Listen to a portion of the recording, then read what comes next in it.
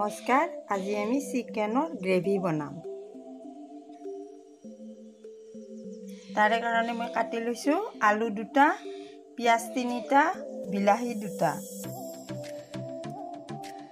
মছলা লৈছোঁ আপোনাৰ এইটো জিৰা গুড়ি 1 চামুচ, জিৰা গুড়ি, আদা নহৰু পেষ্ট লৈছোঁ 1 চামুচ,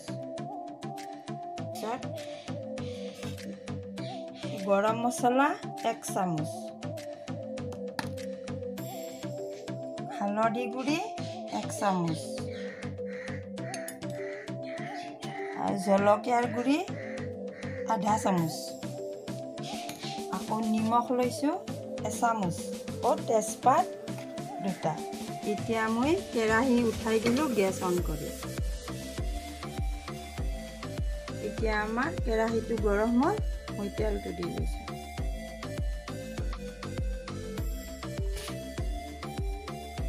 এতিয়া মই শুকান জলকীয়া দিছোঁ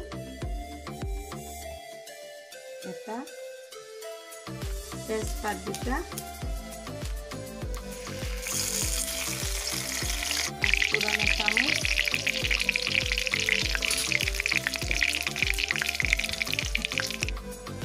এতিয়া মই পিঁয়াজটো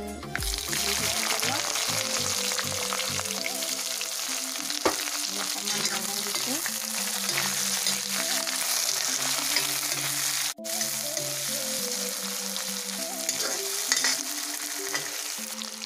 এতিয়া মই আলুটো বহাই দিলোঁ, দি অকণমান লৰাই দিছোঁ।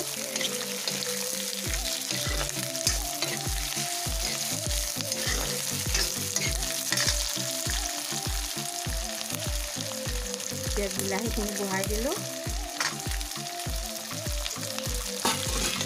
দি লৰাই দিছোঁ। এতিয়া এই মাংসখিনি মই এই মছলাখিনিৰে মিলাই লৈ এতিয়া মই তেলত দি আছোঁ।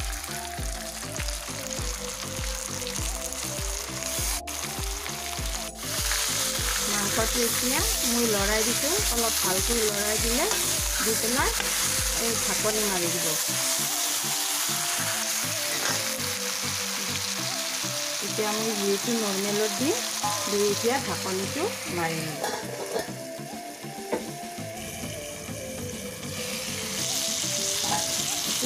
মাজে মাজে মাংসটো এনেকৈ লৰাই থাকিব, নহ'লে তলত লাগি যাব মাংসটো। এতিয়া মই এই মাংসখিনি গৰম পানী বনাই লৈছোঁ, এতিয়া মাংসত দি দিলোঁ। 15 মিনিট পিছত এই গৰম পানীটো একেলগে দি দিছোঁ। এতিয়া মোৰ 15 মিনিট হৈ গ'ল, চিকেন গ্ৰেভি হৈ গ'ল। এতিয়া মই এই নমাই দিম। এতিয়া মই অকণমান ধনিয়া পাত এনেকৈ ছিটাই দিছোঁ। আপোনালোকেও এনেকৈ বনাই চাওক। ধন্যবাদ।